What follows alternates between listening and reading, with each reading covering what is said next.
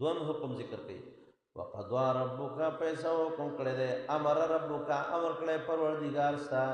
قضا په معنا دی امر سره دی امام بخاری کتاب تفسیر کې ذکر کړی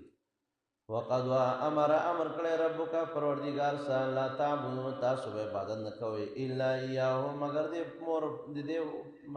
پروردگار الله تعبدوا تاسو به عبادت نه کوئ لا یو مگر خاص دی الله تعالی وبالوالدین احسانا او د مور پلار سره تاسو احسان کوئ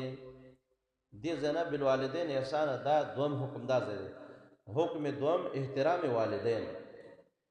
حکم دوم احترام والدین وبالوالدین تاسو وعسنوا بالوالدین احسان کوئ د مور پلار سره احسان په مور په احسان کولو سره دې دوم حکم کې بیا دلته شپږ احکام ذکر کړی دي شپږ قوانین ذکر کړي شپږ حکم دې دوم د مور پلار د والدین متعلق شپږ خبرې الله تعالی ذکر کړي شپږ قوانین ذکر کړي یو قانون همدا دی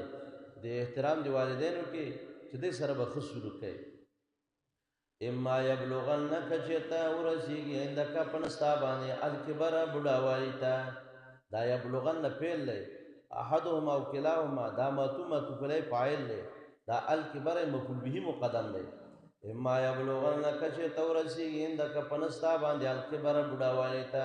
احدهما یو په دې دواړو کې او کلاهما یا دواړو یو په دواړو کې دواړه بوډاګان شي یا یو مور یا یو پلار بوډا شي نو دوم قانون دا دی فلا تقل لهما اوف نو تاسو مو وایئ لهما دې مور و پلار کرتا اوف قدرې دا دوم قانون شو دې په مخکې به اوف قدر نه کوي دریم نمبر دریم قانون دریم حکم دا دی ولا تنهرهما او مې رټهما دا مور و پلار چې هغوی بوډاګان شي چې بچیا څه دی وي ما خو والو د څه دی وي تو ورته په جواب کې وایي نو تا اورې نه پوڼې نو داسې خبرې به ورته نه کوې دا خو دې ورټه دا نبي رحم الله لیکلي دي یو سړی و هغه خپل بچی ورسره و داسې برابر غوندې و کارغه راغی په دیوال کې ناست دا نبي صاحب یو کتاب کې لیکلي موعظو کې یا بچي یو ځل وایي دا څه دی پلار ورته دا کارغه دی بیا ورته وایي دا څه دی وایي کارغه دی بیا یې وایي څه دی کارغه دی وایي سل پیرې وایي سل پیرې پوښتنه وکړه وړوکی وکړه بیا یې ځان سره بیا ولیکل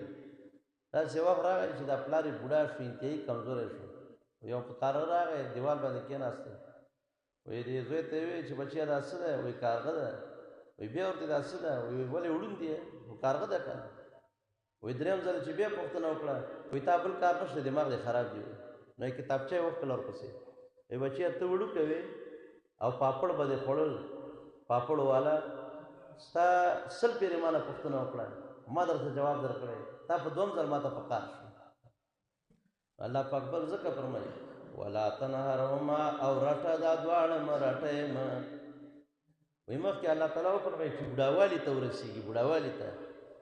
ولې چې د پلار داسې غټ غټ برید دي که نه او ښه ځوانۍ کې چې ته ورټئ بمبئی ته دې رسوي برابرۍ دی نو ځکه الله پاک وفرمایي چې اوس بوډاګان دي وسې لاس څه وسې نه کېږي که نه چې اوس یې ستاسو پلاران ځوانان دي مثال په طور ته اوس مخکې خبره وکړه چې سملی که نه نو ځکه الله تعالی وفرمایي چې اوس هغه کمزوري شوله نو دا وخت د هغه ته ضرورت دی چې تاسو به ورسره ډېر ښه سلوک کوئ ولا تنهرهما رټئ دا دواړه څلورم حکم وقل لهما وینا وایئ تاسو لهما د مور و پلار ته قولا کریمه خبره پسته پستې خبرې ورسره کوه څلورم حکم پنځم حکم واخفض لهما جناح الذل ښکته کړئ تاسو د دواړو مور و پلار دپاره جناح الذل اړخ د عاجزۍ څه معنا تواضع ورسره کوئ محبت اظهار ورسره کوئ واخفض لهما تاسو ښکته کړئ لهما د دواړو مور پلار ته جناح الذل اوږه یا اړخ د عاجزۍ د تواضع من الرحمت د مهربانۍ نه مهرباني ورسره کوئ شپږم حکم وقلت داسې وایه رب پروردګار زما ارحمهما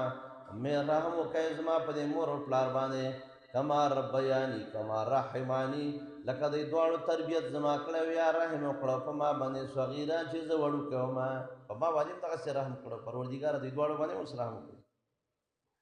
شپږ احکام یې ذکر کړه الله تعالی د مور پلار د احترام